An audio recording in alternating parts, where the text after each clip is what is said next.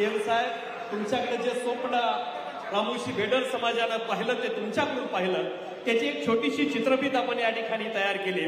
ते स्वप्न नेमकं काय, त्या स्वप्नाची पूर्ती नेमकी काय, सोनूभाऊ माझी विनंती आहे ते आपण प्ले करावं. रामोशी समाजाचा इतिहास. रामोशी समाजाच्या इतिहासात थोडेसे डोकावले तर हा रामोशी बेडर समाजाला राजेंचा इतिहास आहे.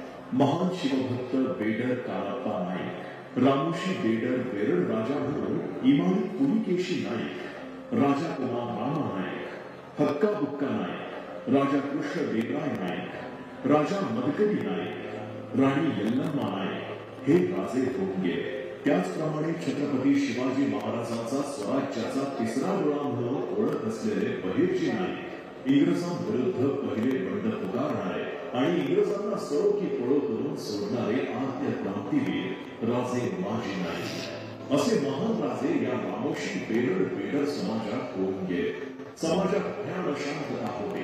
प्रत्येक घटकापासून रामोशी समाज उपेक्षित होता. आपल्या रामोशी समाजाला कुटुंब मानून आपण समाजाचे काहीतरी देणं लागतोय म्हणून रामोशी समाजातील एक सर्वसामान्य कुटुंबातील व्यक्ती समोर आली. तिचे नाव श्री दौलत नाना उमाजी शितोळे. त्यांनी बंड पुकारला.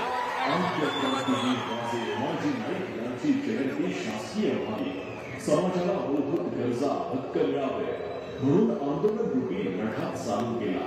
सातारा, पुणे आणि आझाद मैदान मुंबई येथे दौलत नाना यांच्या नेतृत्वाखाली लाखो रामोशी बेडर समाज रस्त्यावर उतरला आणि लढा चालू झाला.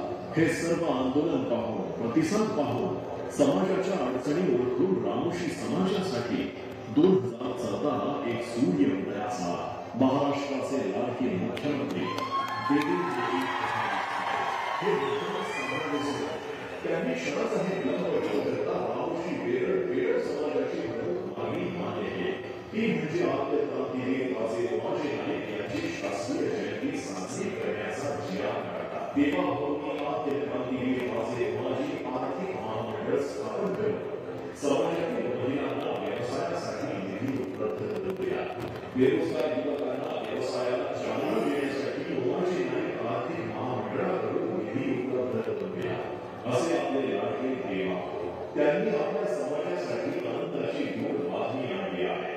ती म्हणजे भारतात पहिल्यांदा आद्य क्रांतीवीर राजे उमाजी नाईक यांचे राष्ट्रीय समाज